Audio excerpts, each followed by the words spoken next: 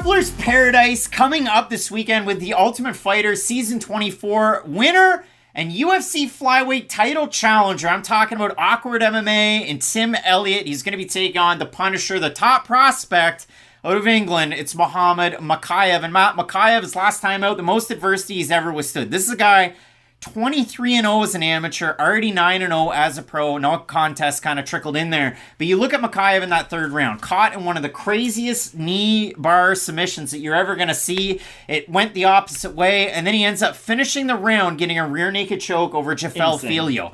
But it did take a lot of time off of Mokaev's clock so far in 2023. Had to rehab through that. You go over on Mokaev's Instagram, and among everything else, you can see him working a lot of his boxing to where he's taking on Tim Elliott, a guy who is hardly ever favored to win UFC fights, but listen, overall, in it all, he's 8-10 in the UFC run. He's got 4-1 clip in his last 5 fights, and if you look at the last 2, he's got a couple of big-time wins. One over Tagir Ulanbekov, where he drops him early in that one. One over Victor Altamirano, and the big thing going into the Altamirano fight was, okay, Tim Elliott, though he does get hit by a lot of strikers, he's got one of those chins that's bend but don't break. We know that, like an NBA defense. But for Elliott getting ready for his last fight, it was the first camp at a Next Generation MMA in Texas with Chris and Nick Brennan. And you see how good Nick Brennan is. He just knocked out Weber Almeida, a striker, with a knee in Bellator back in August. But when you look at the Brennans, what do they do so well? It's the grappling and the wrestling and the hold him down, smother him out type.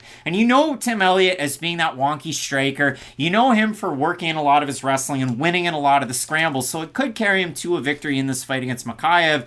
It's going to be tough, though. And you know Mokaev's lineage, the IMMAF junior champion on the come-up. He started wrestling when he got into England, when he landed in Wigan. Used to train out of Team Calbon, now out of KHK MMA, the Kingdom of Bahrain. And, of course, Brave CF, where he was able to get a start as a pro.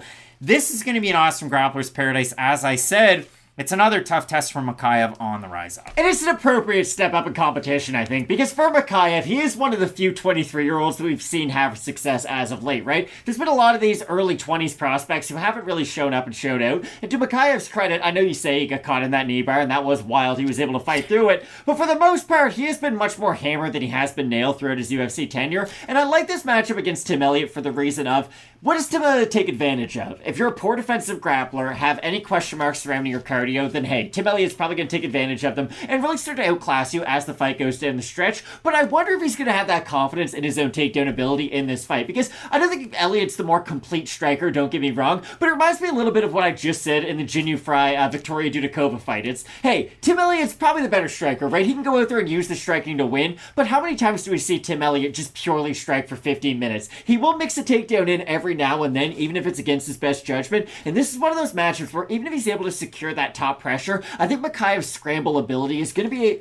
good enough to not just sit under a guy like Tim Elliott, who can hold out quite a bit of time in that top spot. Well, now the knee gets tested for Mokaev. You get to see if you have Gumby joints, and it has been some time since that fight against Jafel Filio. Inside of the UFC for Mohamed, Mokaev wins over... He was active before that. Cody Durden, Charles Johnson, Malcolm Gordon, and of course Jafel Filio. And again, if you do look at this one, where Tim Elliott's training with, I think I misspoke, but Chris Brennan and Lucas Brennan, his son, who's the uber prospect. For Elliott, positive strike differential in the UFC, almost 2 given to 1 take, and it's a .17 clip.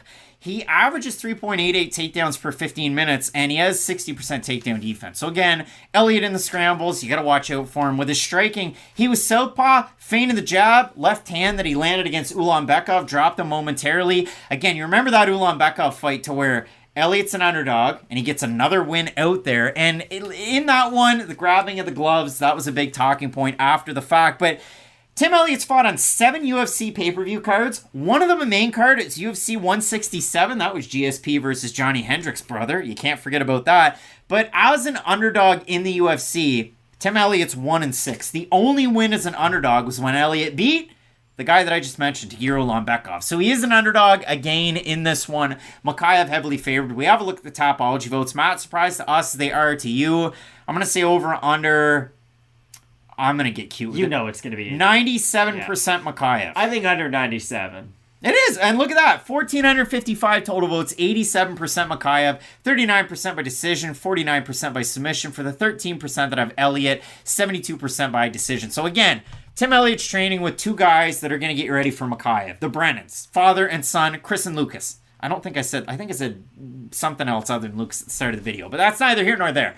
I do think Mokaev wins this fight, and the reason why I think he wins this fight, look at his striking on the outside. Again, I always go back to that fight with Brave against Abdel Hussein where it was crazy scrambles, and Mokaev was the one that was coming out on the winning end. But against a lot of these guys to open it up, it's wild unorthodox striking, just like Tim Elliott, but I think the kicks of Mohamed Mokaev are really going to carry him far in this one. So I do have Mokaev in the fight. I think the kicks are a really good point to bring up, and I just think if these two guys hit each other on the mat and start grappling, I think Mokaev's the stronger grappler between the two. I know Tim Elliott's a really good scrambler. He has that in his back pocket. He has great submissions. Just like that Smolka fight, right? But Tim Elliott can also get held on his back sometimes, too, and that's the other thing. He does need a little bit of movement to start getting those scrambles initiated, but he can get held down sometimes, and if he gets held down against Mokaev's going to threaten with about 6 submissions at once, and I think that's going to be a difficult task. Both of us going with the Punisher, Mohamed Mokaev, in the matchup, Matt. Some big-time fights. It is just an absolutely packed main card. You're not going to want to miss it. Keep it locked in with Fight Night Picks, we always say. Let's get into it.